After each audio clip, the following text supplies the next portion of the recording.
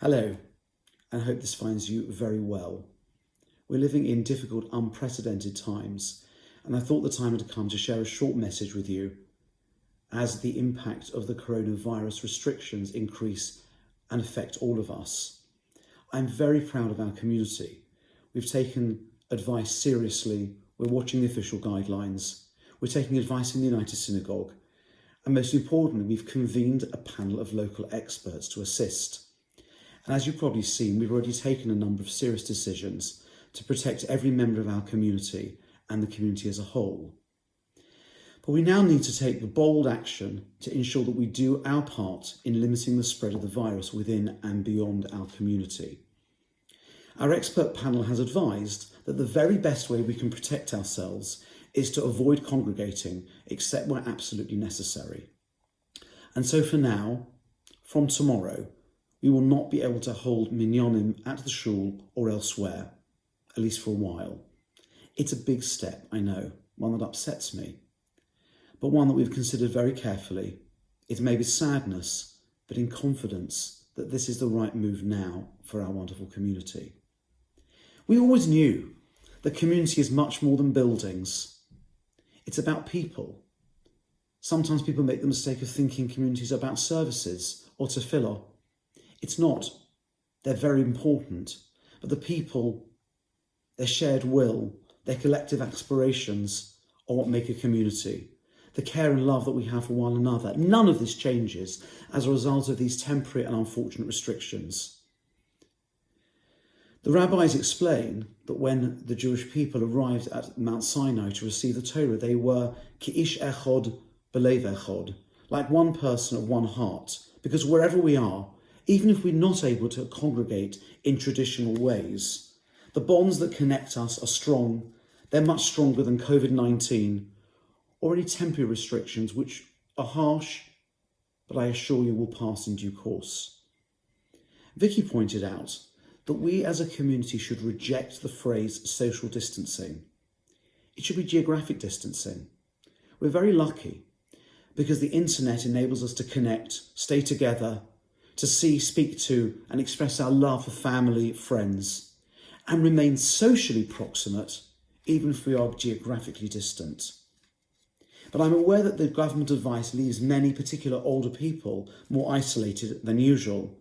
And we as a community are here to support you, to make everyone feel that the community is here despite these difficult temporary changes. And I'm delighted and extremely proud that our community is rallying and coming together to offer the best possible support and to maintain a sense of cohesive identity during this tough time. You may have seen the communications about the wonderful initiative led by Julia Chain, Rachel Clark, Jackie Zinkin and Susan Freeberger to extend our regular high-quality Pesach support, calls and food distribution, and to add shopping and other support, particularly for those who are going to be more isolated over the coming weeks. Please look out for more communication, and if you're able and well, please get involved, because we're going to need more volunteers than ever to ensure that everyone who wants our help and assistance can receive it. And I'm also very delighted to announce a swathe of online programming to keep us together as a community, religiously, socially and pastorally. These will include classes, prayer opportunities, coffee socials, live questions and answer sessions, and much more. These are going to be rolled out over the next couple of weeks, and we're currently putting the technology in place to ensure that we can deliver them in an appropriate way. But for now, let me tell you that the following initiatives are in place. From this week, I or one of the other members of the rabbinic team will deliver a Shabbos sermon in this format, meaning there'll be a video available before Shabbos, which will go out to feel connected to the parsha, to the week, and do our very best to replicate the shul experience.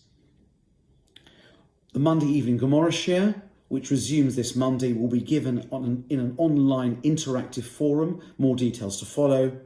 Next Wednesday, the 25th of March, I will run an open Q&A interactive online session pre-Pesach. Again, details to follow. On Thursday, the 26th, Vicky will run her Moonlight Learning session, also in a virtual way. Again, details to follow.